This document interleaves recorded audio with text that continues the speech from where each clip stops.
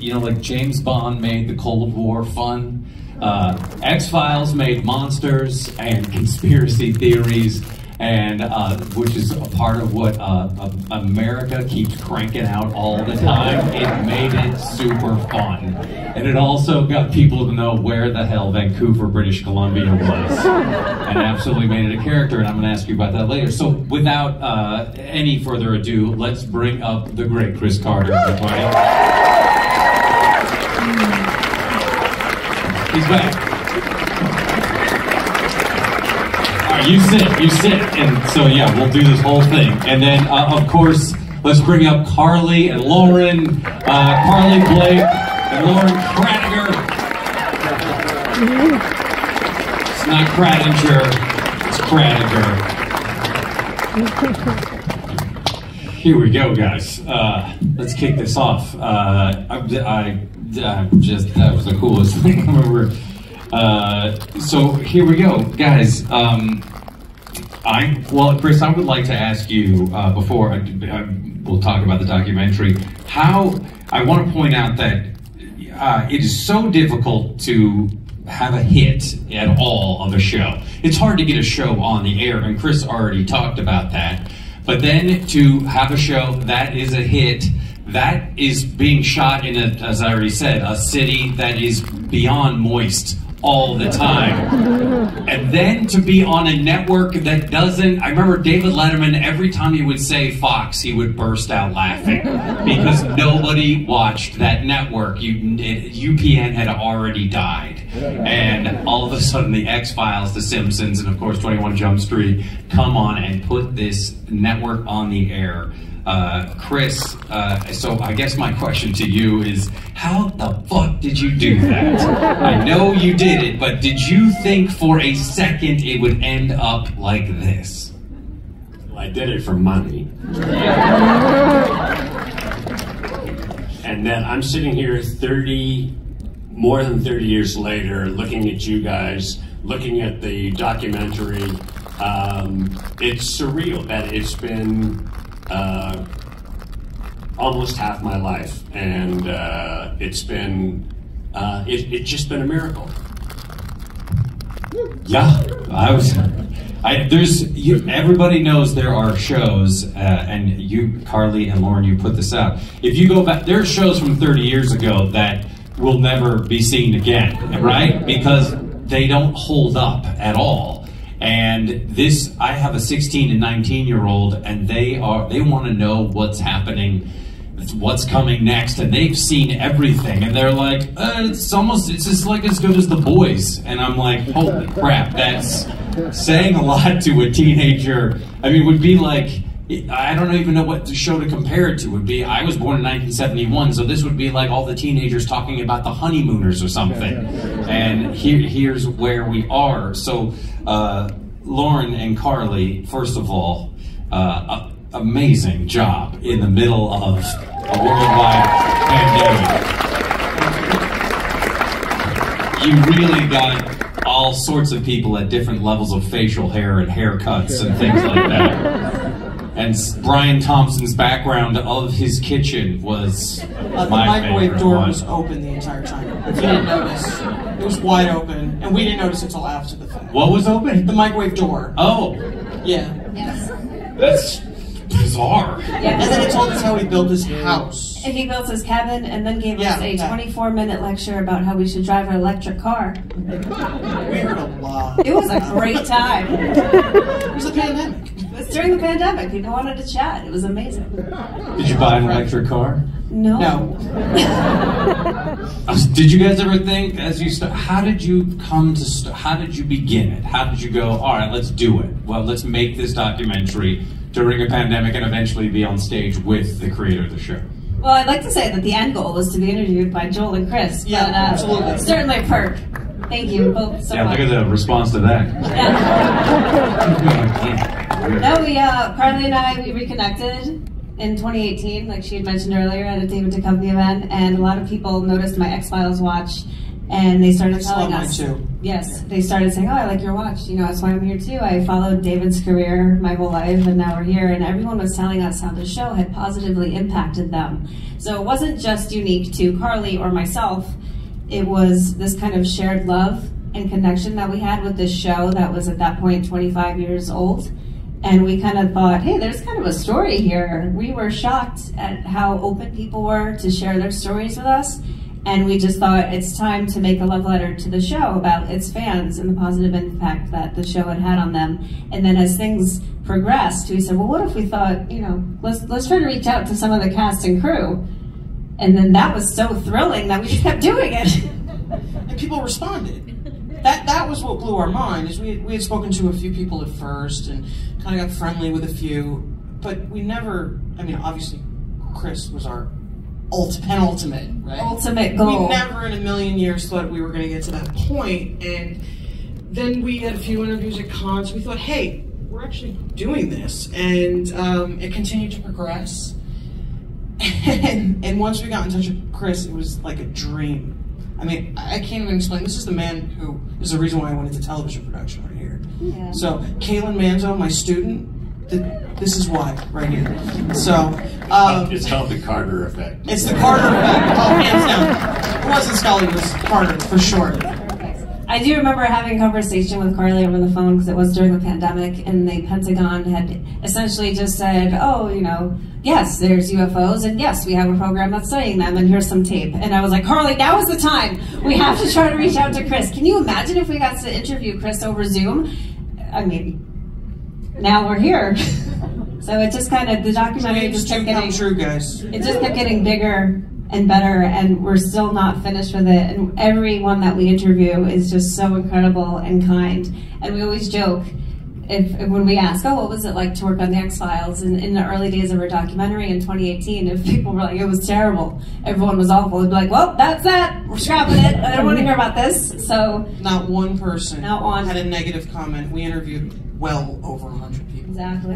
And that's you, Chris. I mean, Joel, you said it. I mean, it's just, it blows my mind. I was lucky enough to work on an incredible show myself when I was younger, and there were still negative comments. Not one from the X-Files. I can tell you that from watching this documentary that I'm going to start a dating service. Yeah. I told you about that couch. Well, I want to know, where did you get that weird Viking chair that some of the people were sitting in? No comment, that's classified information. That is the way, it looks like it's from Game of Thrones, right? Yeah. That was an event that we were at. It was a location up in New York State. And that was the only chair. The only chair, one chair. One chair that we could use. Chris, how was that chair? I noticed you were in it. Your posture had to be terrific. You and Nick. I knew that, so I played, and everyone's still curious what's happening with my character, Tad O'Malley.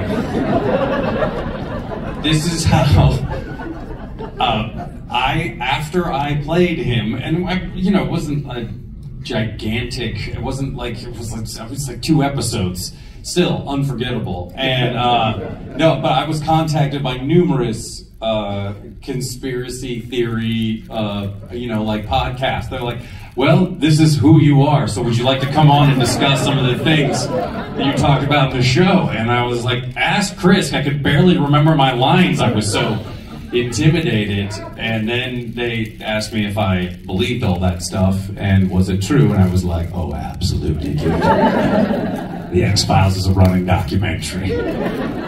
Did you ever come up with anything? Did you ever come up with an idea for one of the episodes that you're like, I'll just pull this one out of my butt and be like, maybe this one alien, I don't know, but they can fly by themselves and they can go through time, and that's too extreme, but like maybe some sort of government theory that you just made up and then it became a thing? That's going to be the 3rd movie. Amazing. He's run for president. I vote for him. I agree. His poor wife has to sit through most of this, so thank you. Sorry. How long have you guys been together? married 35 years, together 40 years.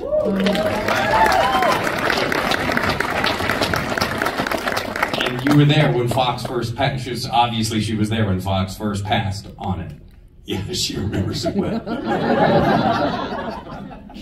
And then, what do you think did it the second time? When the second time around, what do you think changed? They went.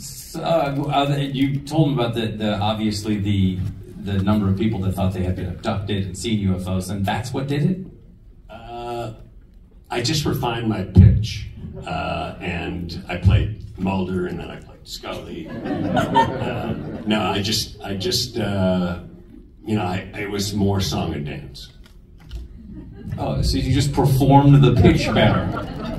Yes, I pitched better. Okay, that's pretty good. It worked. Jeez. I have so many. I have a lot of British questions written out here. It brings up the fact that you were paired with Briscoe County Jr., Bruce Campbell's show at the time, and that went one season. And that's got to be very. I mean, and Bruce was in the X-Files, right? Yeah. Did he play Briscoe? That was the character's name, is Briscoe County Jr. I know. And that's the show that the guy that I was taking my marching orders from, he thought that was going to be the hit show of the year. And as Joel said, it faded, and we had a better time slot Fridays at 9 because they didn't expect anyone to watch then anyway. And so with a small cult following, we lasted 9 years. We were there. Jeez. That's, I'm going to talk about myself, but when the soup started, we were on at 10 o'clock on Friday night. Thanks for remembering, old people. And, yeah, when you're put in a desert, no one expects you to live, so they're like, hey, where'd you find the water?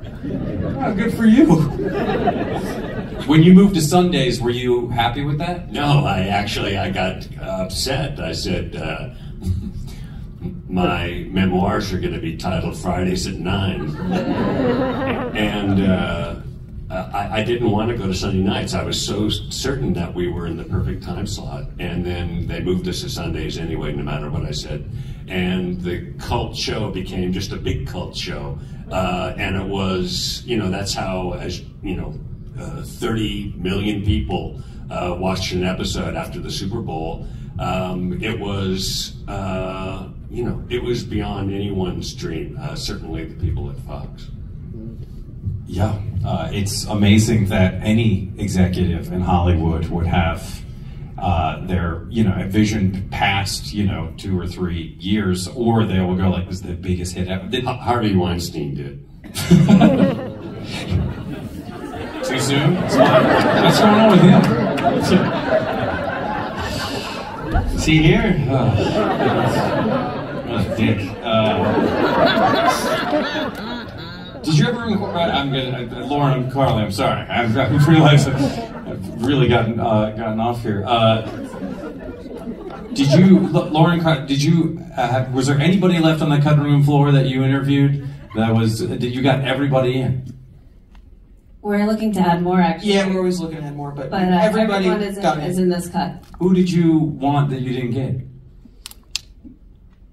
There's a few. We would like to speak to Vince Gilligan. We'd like to speak to Darren Morgan, Glenn Morgan, Daniel Sackheim. There's a few. I mean, honestly, we got most of the cast that we wanted to speak to. We would like to maybe speak to Mimi Rogers. Sure. Honestly. Well, she's here right now, everybody. Oh, shit. Mimi, she's here with Harvey.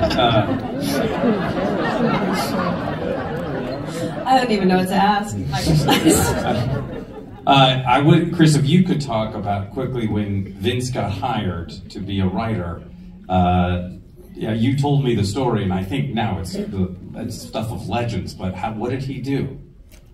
He had written a script that a friend of mine, the guy that wrote and directed Risky Business, had read and said, "This is an original voice." And we're 2 years into the X-Files, and I hear that my agency represents Vince Gilligan. And I said, bring him in. And he wrote an episode that would have cost about $30 million to make. So we had to rewrite it and to make it affordable. Anyway, but that was the beginning of a 7-year run with Vince. And this guy has gone on to create some of the most iconic television ever. And that's where he met Bryan Cranston as well, I believe. Yeah, we met Bryan Cranston on The X-Files. I take credit for Aaron. Paul as well. Aaron Paul as well. Yeah. And whatever happened to Jack Black? Did he go on to do anything else? Ryan Reynolds. Ryan Reynolds. Wow. Jeez, you're basically responsible for all of Hollywood in the last. And Mint Mobile. And Pilot Gin will be just. Lauren and Carly, what was your? Because you were kids 30 years ago. What was your favorite episode, or what was your most terrifying episode? Fluke Man forever has scarred me. He's just scarred me, especially because he's in New Jersey. So Fluke Man for your toilets. Yeah, the host. I mean, that was just scarring, and I loved it. I loved being scared of it, and I just couldn't look away. And the lighting, and knowing it's a producer in a suit all these years later, and it's just so cool. Just the stuff of legends, really. So yeah, that's always my favorite. Carly? I think my favorite is, I have so many favorites. I'm stuck between Postmodern Prometheus and The Unnatural because I'm a softball player, so The Unnatural is just legendary. But Postmodern Prometheus, I think, stands out. Well, pretty good. How about you, Joel? Okay, what's the one where the bug crawls across the screen? War of the Copper Pages. Yeah, I didn't know. I don't know if does everyone know that Fluke Man in The Host was played by Darren Morgan, who wrote all those comedy episodes. Everyone does, so. Yeah, I think so. The one with the bug, that was also where David Duchovny, where Mulder said he made fun of NBC. I think that was where he made the "it's must-see TV" joke in it. That's the other thing, Chris. And I know that. First of all, always meet your heroes because it's the most coolest thing, and there's only 1% suck. And but your combination of humor and terror is just so unique. I don't think it's ever been duplicated, and I know that there's no question here. Basically, this is the Chris Farley show moment where I'm like, that was great. You did all that. Thanks a lot. So, yeah, anyway, stop. Sorry I have to hear all this. Chris brought part of his family, and they've napped this entire time for, believe me, them sitting through an hour of my face up there is as much as I can ask. Lauren and Carly, so you guys made this whole thing, put it all together, and got it here. And you said earlier tonight when we were on the red carpet, you said you were pretty nervous. And yes. How do you feel now? Same. I feel awesome. I feel surreal. This whole thing is surreal. I'm looking at Joel McHale right now, in case you're wondering. And Chris Carter. Surreal. Hey, look over here. That's Lauren Cradiger, not Cradiger. Right? No, it feels awesome. It's incredible to meet so many fans and hear their connection to the show. And we're so thrilled that we could share our passion projects with all of you tonight. So again, thank you so much. Thanks, you guys. I think at this point we should ask the audience some questions. We'll ask you, not you ask us. So I don't know how the order is going here or how this is going to be organized, but I guess who's ever loudest? No. You guys got any questions for Carly or Lauren or Chris? Not you. Go ahead. Just wondering for all of you, what was the most personal season of the X-Files for you, and for Chris especially? What do you think was special about that season and the process that led to making For me, season 3, we had seasons 1 and 2 were really sort of a test for us, and we were finding our way with cast and crew and writers, but it all came together in season 3. And I don't know if you guys can appreciate this. We're streaming video now. They do 8 to 10 episodes. We were doing 25 episodes. We did, in the first 3 years, we did 72 hours of television. And so season 3 was very sweet because we had kind of, the train had gotten up to speed. How much time did you get off in that time? I got off 2 weeks a year, and if I wasn't writing in those 2 weeks, I was behind.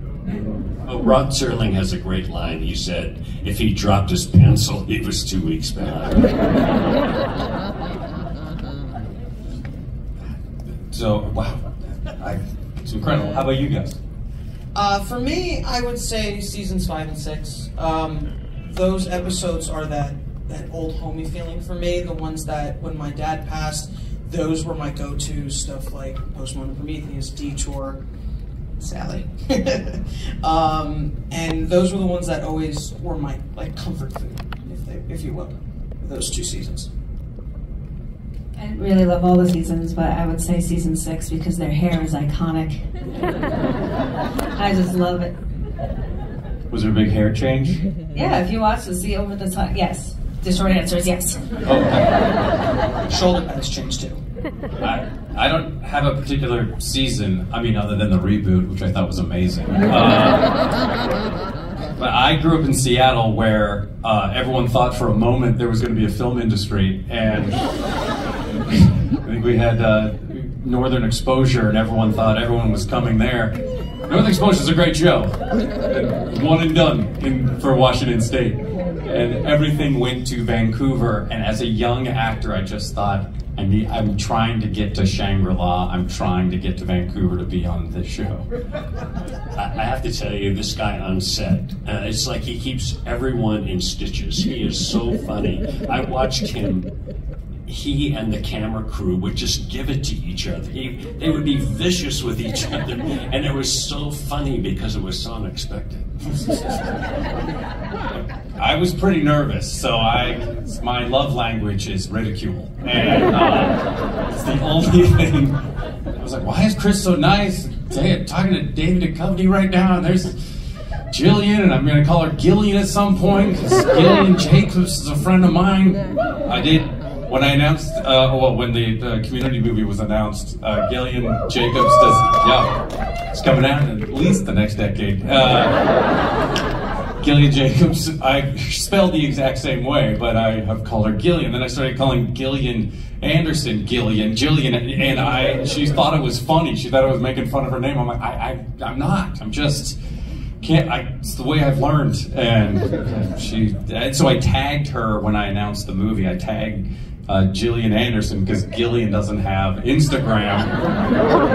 And Gillian, she commented, she's like, sounds cool, I'll be there. And Dan Harmon was so happy. This might make the movie go in a completely different direction. All right, there was a question up here. So you guys have interviewed a ton of people, and this has been going on for years. What's next from here? This feels like it's something that you could do forever, given the number of fans and the number of people. What are you guys going to do after this? I don't know if our husbands want it to go on forever. We'll see. I mean, we would love to continue the interviews. As we said, there's certain people that just are dream interviews, if you will. Obviously, 2 of them are sitting right next to us. But there's so many, what people don't realize about production is how many people go into it. Hundreds and hundreds of people. So we got 100 of, there were two areas. It was Los Angeles and Vancouver. And so you're talking 1,000 people, maybe. I mean, Chris, you would be able to speak better to that. But obviously, we're not going to interview 1,000 people. No, but we'll continue to refine what we Yeah, have. This was an early screening, and we'll continue to refine This is a add rough to cut. it. For sure. Right. Yes. So I met everybody on the stage already, except for you, Joel. And it's not going to happen. But Chris, for you, Scully's immortality. So you know, that's the theme for us. We love talking about this. But when did you decide this was going to be the case? Because Pride Rocky tells us clearly. But like, did you know already? Like, well, tell us that. And everything. Well, you know, we speak about immorality, immortality. We speak David's porn addictions. We speak about immortality several times in the show, and you know, it played into the series finale in a way that is very important, and as I'm sure most people know here, Scully admits or tells Mulder about her pregnancy in the final episode, and that became very controversial. I mean, a lot of people. I mean, Avi Kehata, she closed her website down, her blog, and Jillian got very angry at me, and it's like I wasn't sure why that was. But I actually sort of welcomed the controversy. I thought it was a good thing. But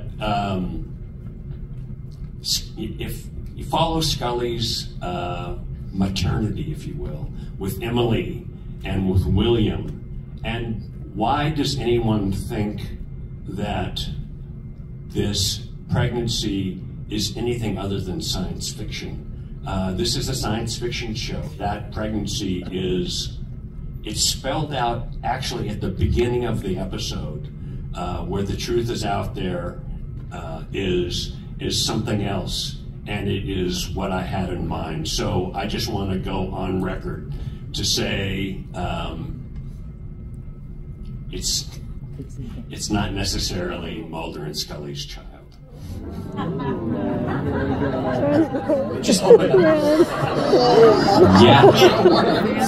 And that's where we're going to end the panel, guys. I didn't like that for a cliffhanger. Lauren, Carly, thank you for making this amazing documentary. Thanks for having me. None of this would be without Chris Carter. Chris Carter, everyone. So Joel McDade came all the way from Los Angeles.